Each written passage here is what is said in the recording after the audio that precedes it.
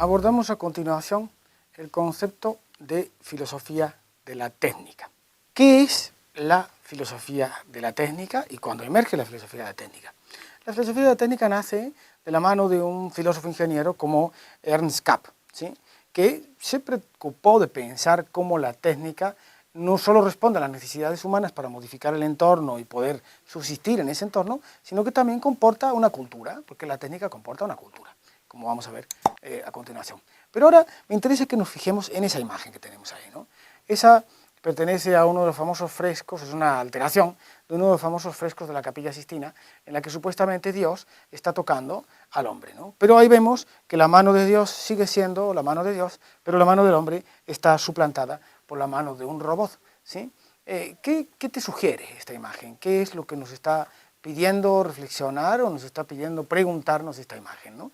Pensemos que, como habrás leído ya, algunos filósofos como Heidegger se preocuparon por cómo nosotros a través de la técnica estamos desatando una especie de armazón, le llama él, de fuerzas que no sabemos si vamos a poder controlar y que están modificando profundamente la naturaleza, incluida nuestra propia naturaleza. Un discípulo de Heidegger, como es Hans Jonas, reflexiona mucho sobre esto, ¿no? Reflexiona mucho sobre cómo nosotros a través de la biotecnología estamos alterando incluso nuestra propia naturaleza humana, al punto que es perfectamente pensable imaginar una situación como esta, en la que tengamos un brazo, una mano biónica, por ejemplo, ¿no?, un brazo biónico, ¿no?, en la que existan cyborgs. Algunos autores hablan de los cyborgs, que son mezcla de naturaleza biológica, de elementos de la biología con elementos de la tecnología, ¿no? También Ortega y Gasset reflexionó sobre esto cuando se diferencia entre la técnica del técnico y la técnica del artesano, ¿no? La técnica del artesano es una técnica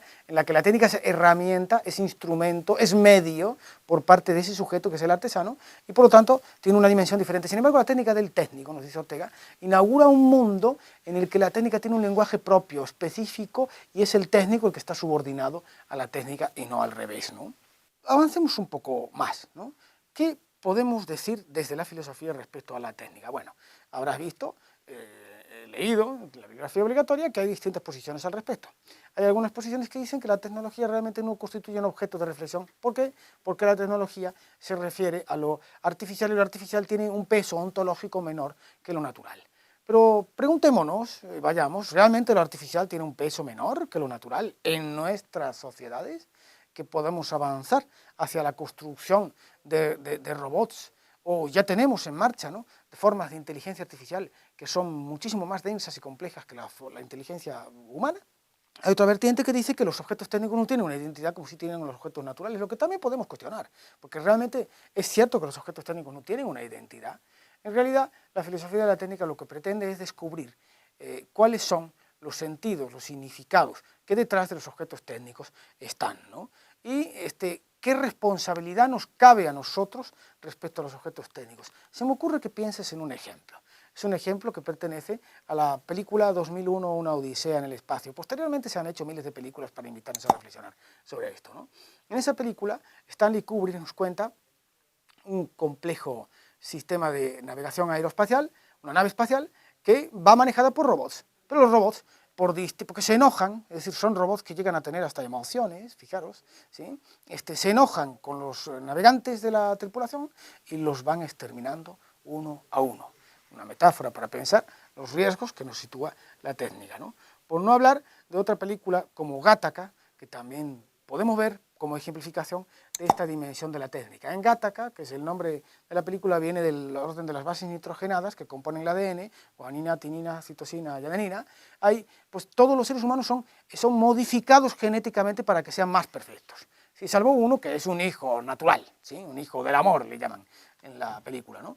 Bueno, pues nos habla de la libertad, como ese hijo del amor, a pesar de ser, entre comillas, más deficitario desde el punto de vista de sus capacidades físicas o intelectuales, logra, a través de eso tan humano que es la voluntad, sobreponerse, ¿no? Son reflexiones, ejemplos de cómo la filosofía de la tecnología y de la técnica nos invitan a pensar este mundo de objetos técnicos que constituyen nuestra propia subjetividad de un modo determinante. A continuación, te propongo que realices la siguiente actividad.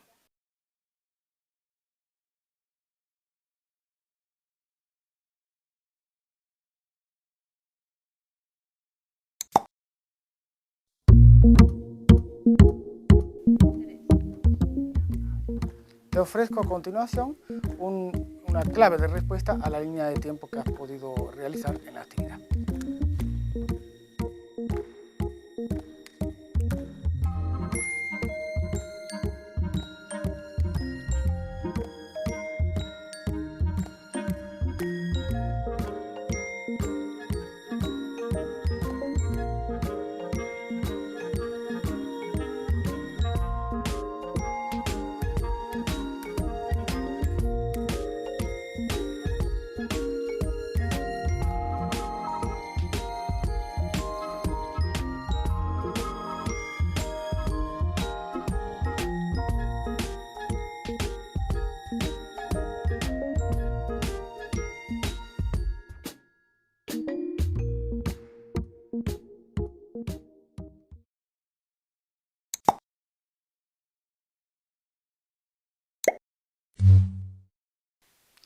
Abordamos a continuación el concepto ética posmoderna.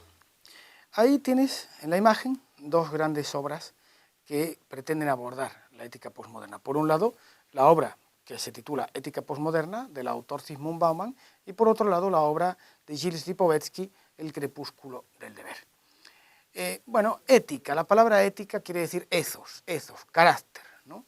Entonces, si asumimos que existe algo así como la posmodernidad, o modernidad líquida, un contexto en el que las identidades sociales se producen de manera diferente, porque, como ya hemos podido estudiar, el trabajo no es lo mismo, el modo de la familia no es la misma.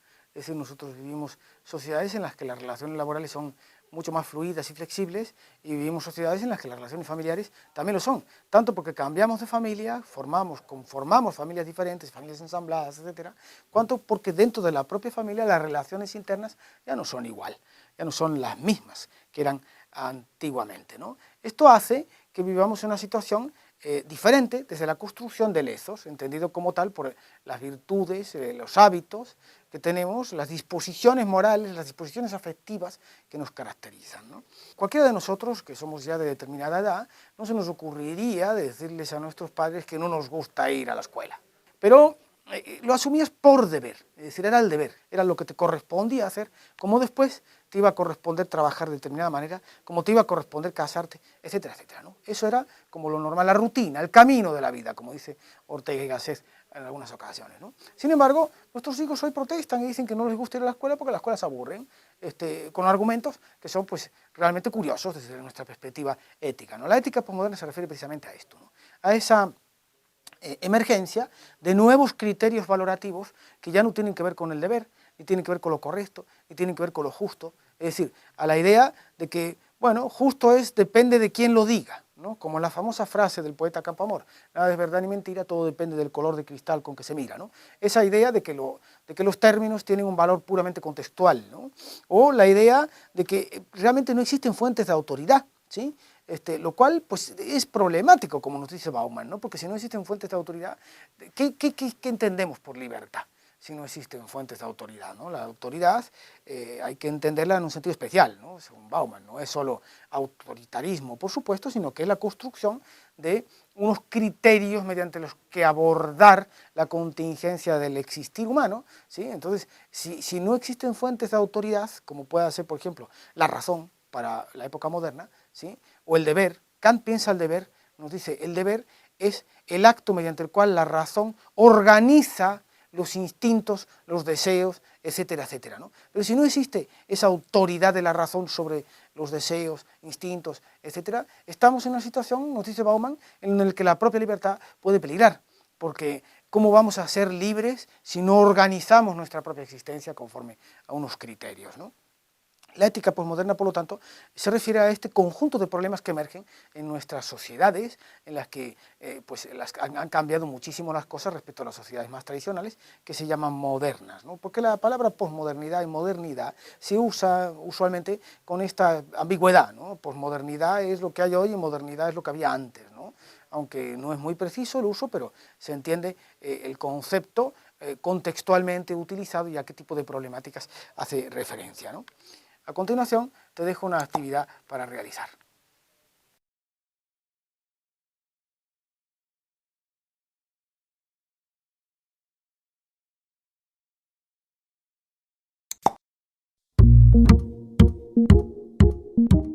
proporciona un ejemplo de clave de respuesta a la actividad que has realizado, en el que puedes vislumbrar la relación entre un concepto y la definición del mismo.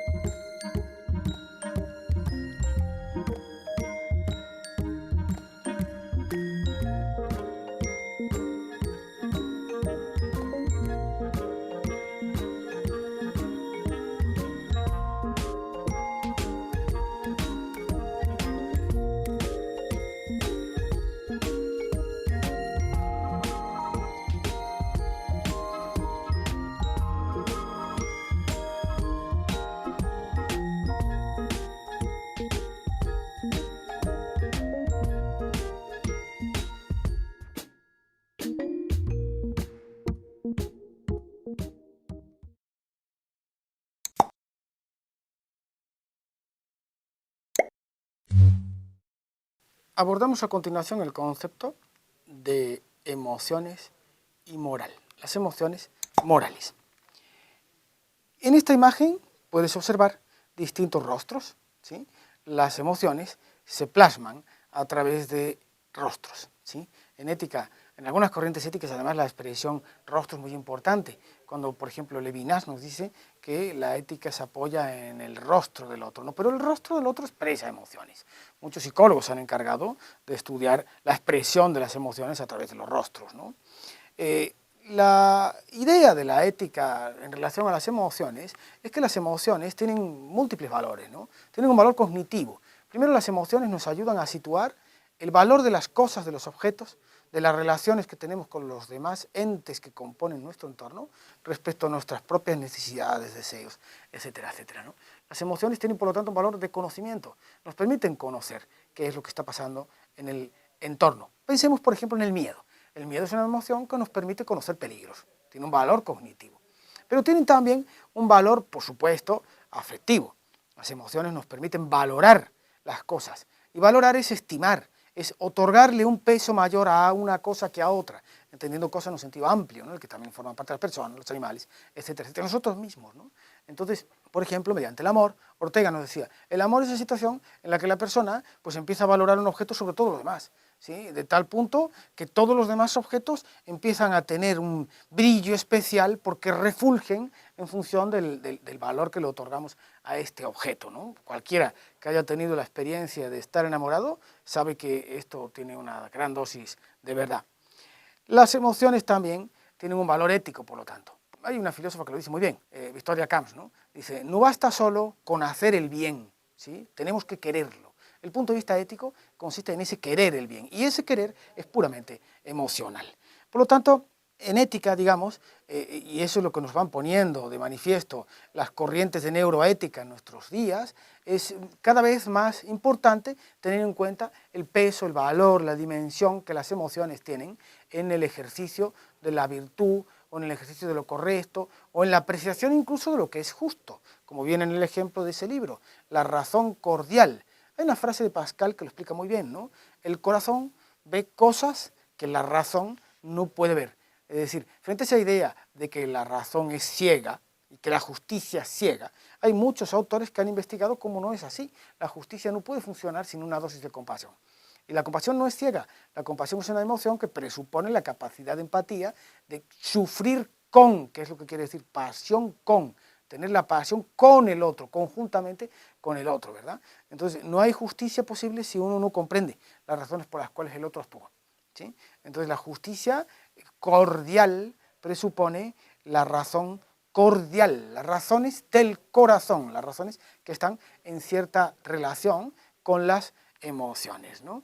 Y hay miles de ejemplos que podemos dar al respecto, ¿no? De hecho, muchos de los grandes preceptos de la moralidad se apoyan precisamente en esa presunción de empatía, ¿no? Porque la empatía es, de algún modo, la capacidad de pensar poniéndose en el lugar del otro, que es el auténtico pensar. Pero ese pensar poniéndose en el lugar del otro nos exige una disposición afectiva determinada, la apertura al otro, la apertura a ponernos en ese lugar. Por supuesto, y siguiendo con este ejemplo, de ponernos en el lugar del otro, tenemos todo tipo de dificultades, porque no nos podemos nunca poner en el lugar del otro. Si yo me pongo en el lugar en el que estáis vosotros, por ejemplo, alguno de vosotros, el que está ahí se tiene que quitar para que yo me ponga, ¿no? Entonces aquí sucede lo mismo, ¿no? Pero la emoción nos permite precisamente salirnos de esa perspectiva egocéntrica y comprender la presencia del otro. También, y esto es importante, por eso por lo que hay que tener cuidado con posiciones que llamamos emotivistas extremas, no hay que reducir toda la moralidad a la emoción. ¿Por qué? Porque las emociones son ambivalentes. E igual, un ejemplo, el patriotismo que sirvió a Hitler para dominar Europa, el patriotismo nazi alemán, sirve a los aliados para liberarla. Es un ejemplo de cómo una emoción, la emoción patriótica, tiene un valor ambivalente. Entonces, al mismo tiempo que las emociones tienen un valor cognitivo y un valor ético, las emociones también tenemos que tener cierta cautela o relación de distanciamiento con ellas, porque no siempre lo que uno siente es lo correcto ni lo justo. Ese juego entre las emociones y la razón, y esa razón cordial, razón que tiene en cuenta las emociones, y ese corazón racional, por decirlo de algún modo, es el que caracteriza muchas de las corrientes éticas de nuestro mundo. A continuación, te dejo una actividad práctica para realizar.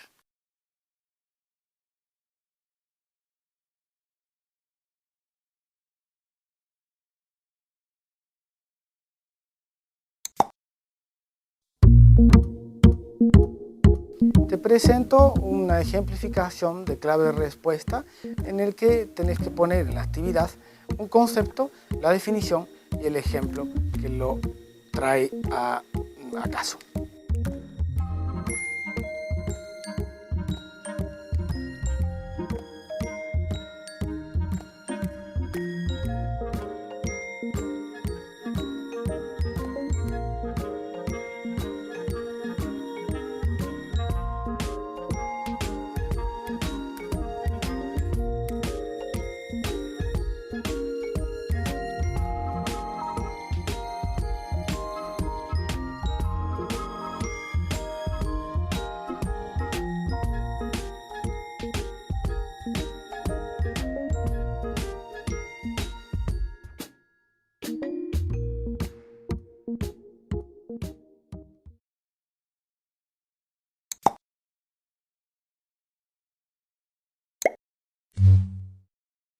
Abordamos el concepto de filosofía y género, problemáticas de género.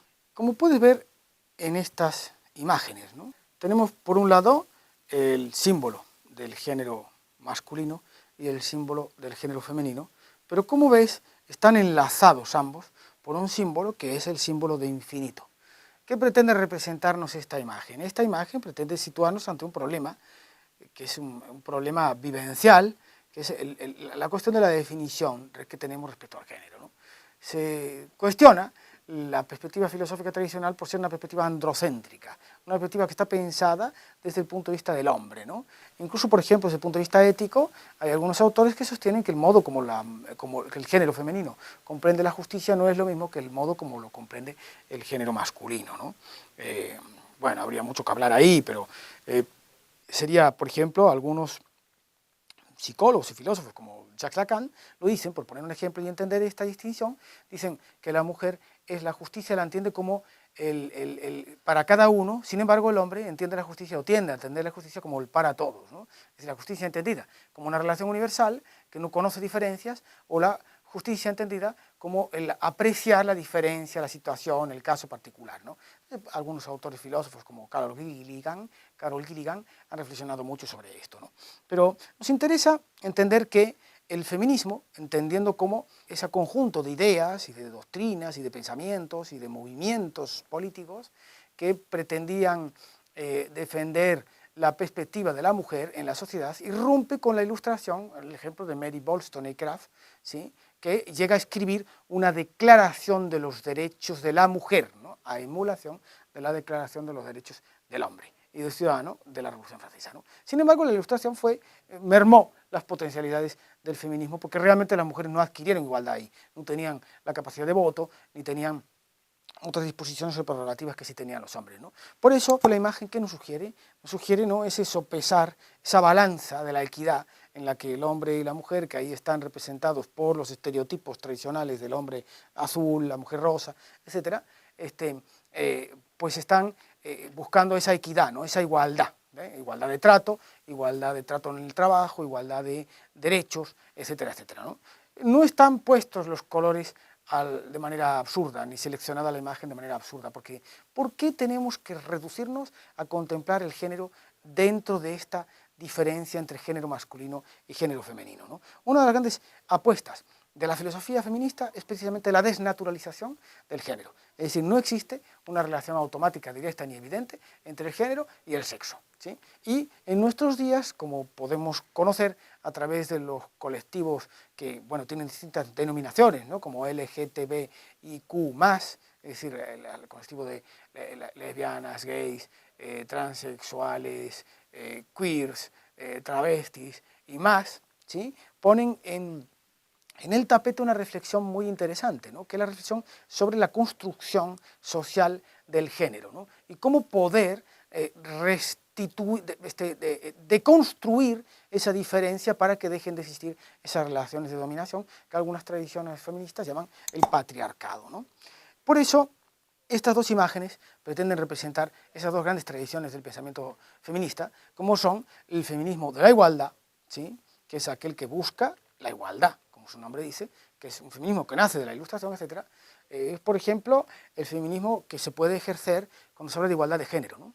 O cuando se busca restituir la posición igual del hombre y la mujer en el trabajo, pero también en la sociedad cuando se penalicen más los delitos cometidos por hombres, que ahí hay una desigualdad ciertamente, pero lo que se busca es que esa discriminación positiva, que se llama a veces, sirve para restituir la igual dignidad de la mujer en la sociedad que está dañada por siglos de dominación, de opresión y de violencia, ¿no? Y finalmente la otra imagen, que no es tampoco seleccionada por casualidad, dice "we can do it", nosotras lo podemos hacer, es una mujer de etnia negra, y justo está puesta porque el feminismo de la diferencia lo que pretende es reivindicar el valor y la diferencia de los altergéneros frente a la heteronormatividad, se dice, frente a la idea de que el género que impone la norma de cómo tienen que ser los géneros es el género, la relación heterosexual, ¿no? Entonces ahí pues evidentemente está puesto ese ejemplo porque, como ustedes sabrán, a diferencia del movimiento de derechos civiles de los negros, por ejemplo de Martin Luther King, que estaba especialmente focalizado a restituir a los negros el mismo valor de ciudadanos que a los blancos, emergieron después el famoso movimiento de las Panteras Negras, en el que se ocupaban precisamente lo contrario, es decir, nosotros defendemos la negritud de los negros, es decir, defendemos el hecho de que los negros somos diferentes y nuestra cultura es diferente de las demás culturas y es valiosa en esa diferencia, ¿no? El feminismo de la diferencia lo que busca es precisamente reconstruir esa diferencia de géneros, que en algunos casos, con algunas pensadoras como Judith Butler, nos llegan a decir que los géneros son una pura construcción social, discursiva, a través de un lenguaje dominante, que hay que tratar de revertir, ¿no? Con todo lo que has podido estudiar en estos conceptos, vas a poder realizar la actividad